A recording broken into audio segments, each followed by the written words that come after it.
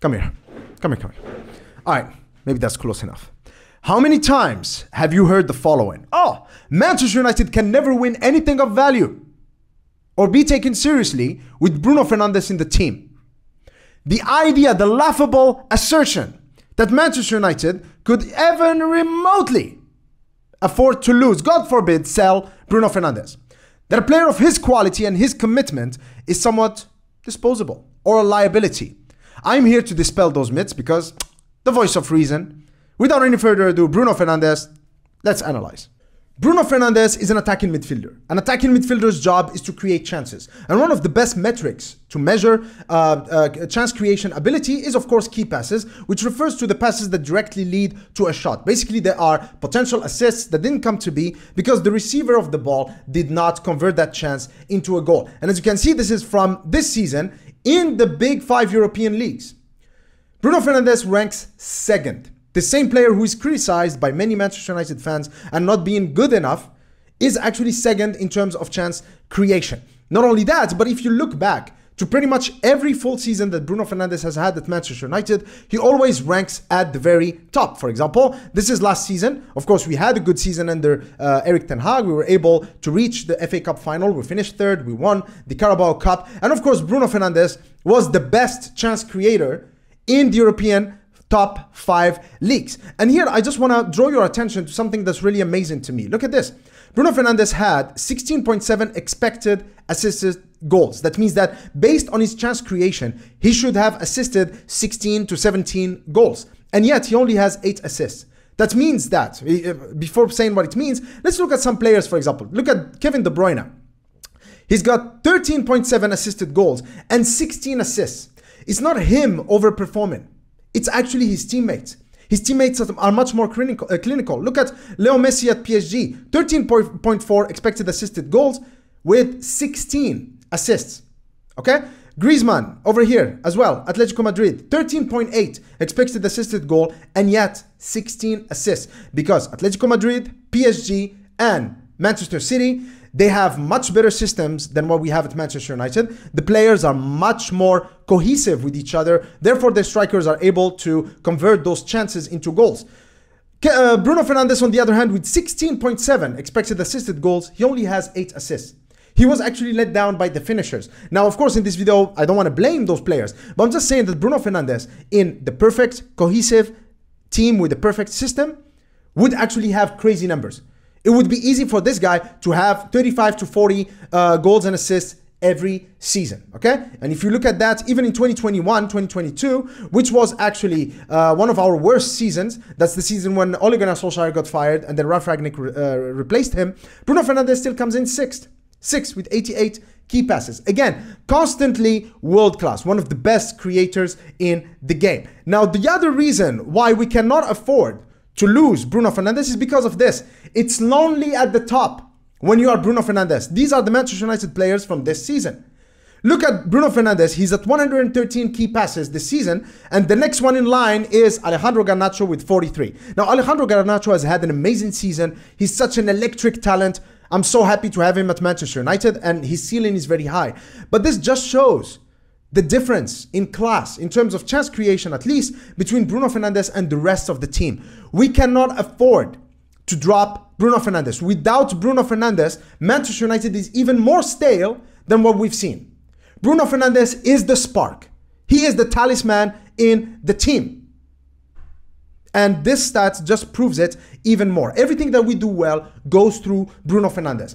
But that's not it, because a midfielder is not just tasked with creation, but also defensive contribution. And here there is something amazing about Bruno Fernandes. If we look at our tackles plus interceptions this season, again, Bruno Fernandes is second in tackles and interceptions, behind Diogo Dalot, who is of course a defender sandwiched with Aaron Wan-Bissaka and Casemiro, defensive players. And yet between them, Bruno Fernandes, our chief creator, our attacking midfielder who sometimes plays as a second striker, is performing the second best in terms of defensive metrics. Not only that, but if we look at the tackles that were executed in our defensive third, that means our defensive area where you expect defenders to be active. Number 3, Bruno Fernandes. Of course, Diogo Dalot, one is a right back, Casemiro, the other is a defensive midfielder. But Bruno Fernandes, why is he here? He has no business being there, being an attacking midfielder. You don't see these kind of patterns in any team. If you looked at Leverkusen right now, you looked at Florian Wirtz, he would be down, probably 8 or below. And yet Bruno Fernandes is here in the 3rd position. Again, proven that he is an amazing outlet for us when it comes to our defensive phase, and just a player who actually plays with the heart on his sleeve and who contributes a lot to our defensive shape as well as our chance creation. Now, of course, some of you are going to say, well, Mr. Scarlet Report, we know you like Mr. Hollywood Pass, Bruno Fernandes, etc., etc., etc. But we have eyes. We've seen him play, and we've seen him being wasteful, and we've seen him be inconsistent. Well, why is that? Explain that to us. And I do have an explanation. But for that, we need to step back, step into a time machine, and go back in time. All right, the Scarlet Report. Let's see what this guy has to say. By the way, guys, this is a video that I made 10 months ago about Mason Mount as we were about to sign him, where I was trying to explain why Mason Mount exactly. I'm sure many of you, including myself, may have had different options for who could play that Eriksen role in the Manchester United midfield, but we ended up going with Mason Mount. So I tried to explain in this video why Erik ten Hag would actually want Mason Mount. So here, of course, this data comparison is actually Mason Mount from that season where he won the Champions League under Tuchel with Chelsea. And then, of course, Bruno and the best of the league. Okay? So let's see what this guy right here, Jesus, I love that shirt, what this guy right here has to say. Now, what this shows us as well, when I look at it, when I visualize it this way, what I see is that Manchester United, Erik ten Hag and John Murtho, their plan with the Jason Mount transfer. Jason Mount. Guys, I make these videos in one take. So if it's Jason Mount, it's Jason Mount. Who cares? Okay? They want to clone Bruno Fernandes. That's what they... Okay, so here, like the point that I'm trying to make here, that I tried to make with that video, is that Mason Mount, the reason why he's so attractive to Manchester United, at least in that summer, is because they could see that with Bruno, we are actually quite dangerous because of his creativity and his chance creation ability. But without him, we simply lose that quality, and there is no one in the squad who can actually mimic what Bruno does for us. Mason Mount, on the other hand, he can perform that Bruno role amazingly well, okay? So let's keep going. Let's go ahead to...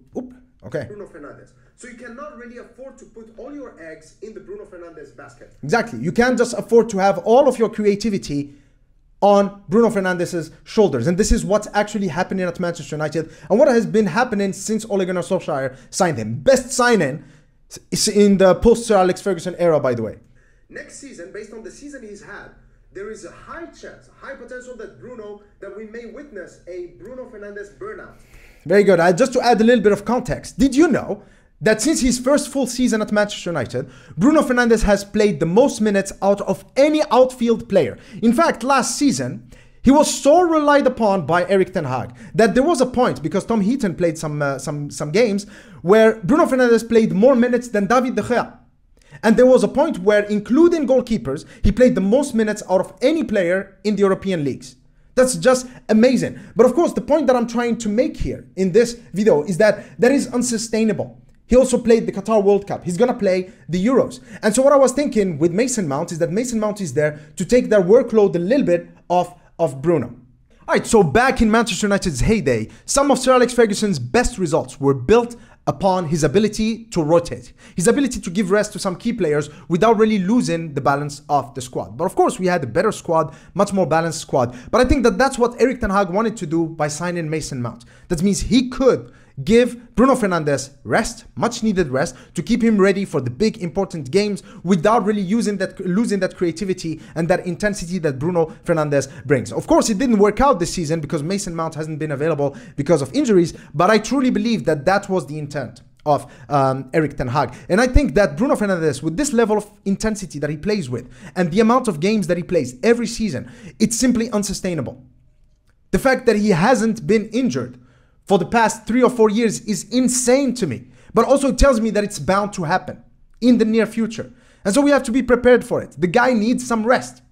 And the main reason why his performances haven't been as good this year is because it's normal. He is physically exhausted, but also mentally exhausted. I mean, we're not doing well. There's a lot of echoes and a lot of noise in the social media, and him as captain, he's actually getting much of that, much of that heat from the fans, from the pundits, from the journalists, etc. And that mental exhaustion means that you cannot be 100% all the time. But there's no denying that he's talented. This summer, in our transfer plans, it's either we get more deep line playmakers or deep line midfielders so that we can afford to play Mason Mount mainly in an advanced role, in support, or as a replacement for Bruno Fernandes whenever he needs some rest, or we should go and buy a young number 10. Someone who is definitely good enough to replace those key passes, that creativity and that intensity that Bruno Fernandes brings without being big enough in stature to expect to be a starter at Manchester United. That's something that we definitely need to do this summer. All right, so we cannot talk about Bruno Fernandes, our captain, without talking about leadership. And we can't talk about leadership without talking about Roy Keane. Of course, Bruno Fernandes' most famous mainstream media nemesis. But I'm going to tell you this. While a lot of people know Roy Keane as being, that brash, in-your-face, really abrasive and aggressive, outspoken, autocratic leader, he's actually much more nuanced than that as a player and as a leader. In fact, for me as a Manchester United fan, what truly cemented Roy Keane in my mind as a great player, a great leader, and a great captain was actually the second leg of the semi-final, the Champions League semi-final against Juventus in Del Alpi in Turin. He picked up a second card, which meant he was suspended for the final. So he was not going to play against Bayern Munich in Camp Nou. He knew that he was not going to play. And he just threw everything he had into that game. And that type of leadership is literally just saying, hey guys, I know the way, just follow me and I'm going to get you there. And that was such an amazing performance, probably his best performance in a Manchester United shirt. I'm going to go as far as to say that that energy that he channeled throughout that game carried on and kept the momentum going into the final as we scored that Sheringham and Ole Gunnar Solskjaer last-minute goals against Bayern in the final. That's how influential that performance from Roy Keane was. So Roy Keane, who criticizes Bruno Fernandes all the time, out of all people, should know that leaders come in different shapes and different colors. So what kind of leader is Bruno Fernandes? You don't have to be like Roy Keane. As we've seen with the young Wheatley, when he came on against Sheffield United, Bruno Fernandes told him, I'm going to try to assist your goal. It's your first game for Manchester United. This is an amazing game for you. And I'm going to try to make your dreams come true. Did you see Højlund? How long he hugged Bruno Fernandes after scoring that goal from that Bruno Fernandes assist? Do you see how long that hug was? It was cringe. Even Bruno Fernandes was like, all right, it's okay, Rasmus. It's okay. Because he was so happy, so grateful because of that. There's another game earlier this season. I made a video about it, but I don't remember the opponent, where Bruno Fernandes just gave the ball, a penalty, to Marcus Rashford. Even though he's the designated penalty taker, he knew that Marcus Rashford, being a forward, needed that goal more than him. He just needed the break. And a penalty is an easy way to score a goal. There you go, Marcus. Score it. Build some confidence. And so Bruno Fernandes is more of a paternalistic leader. The kind of leader who is aware of the needs and the state of mind of his teammates, and he's at the service of his teammates, making sure that he helps any way he can, making sure that he leads by example. And I'm going to go back to Roy Keane and just say that when he left Manchester United in 2005, we replaced him. We replaced the number 16 with Michael Carrick, another number 16, the most anti-Roy Keane midfielder you could find. While Roy Keane is outspoken and in your face, Michael Carrick is shy and really calm. Can you even recall a Michael Carrick interview? And yet he was just as influential in our midfield. In fact, that was a great period for Manchester United. And most of the leaders we had in that team, Evra was kind of like, funny guy, kind of like an enthusiastic, outgoing kind of guy. Rio Ferdinand and Vidic, Vidic, he's got this reputation as, Serbian killer, etc. Yeah, he was in his physicality, but the way he spoke, he was actually calm and assured. People like Ryan Giggs, for example. I'd say Rooney was probably the closest thing we got to Roy Keane, but even then, we didn't really need that. We have so many types of leadership. There are those Lionheart leaders like Roy Keane and John Terry and Carles Puyol. But there are also much more composed leaders that lead in a different way. Totti, by just showing his loyalty to his team. Cristiano Ronaldo and Messi, due to their sheer ability, that just gets everyone to follow them. And I think that Bruno Fernandes is somewhere in between. And to me, he is a great leader. And he's the best captain we can have in the current Manchester United squad. And I'm going to add one thing that I'm definitely, oh my God, I can't believe that this is never spoken about. But when Bruno Fernandes' contract was coming to an end at Manchester United, I think it was extended when Rangnick was here. it was extended. His current contract is, he's on £240,000. Knowing full well that at that time, players like Sancho, Varane, and David De Gea were already on 350,000 plus. And now we know that Casemiro, who came after that, as well as Marcus Rashford, who extended his contract later, are all getting paid more than Bruno Fernandes. In fact, 240,000 is less than what Anthony Martial is getting. So, Bruno Fernandes, and here I'm using my business mind, he had all the tools that he needs to apply pressure on Manchester United. Him and his entourage could have just said, well, you know what, we're just waiting, and talk to the media and say, oh, you know what, we're going to wait until summer and I'm leaving my options open, which is a way of applying pressure on Manchester United. He knows he's our best player. He knows we are desperate for quality, especially at that time. And yet we didn't hear anything about it.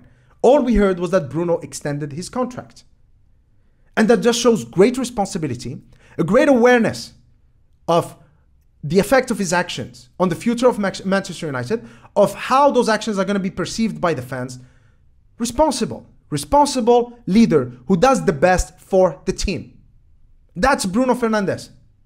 And I'm sorry that I'm ending this on a passionate, angry note, but when I see people on YouTube, on Twitter, here's the thing, I expect that from rival fans. Okay, sure, they make fun of Bruno Fernandes. They slate him because they are envious. They don't have a player of his sheer quality. But why is it coming from Manchester United fans? Why?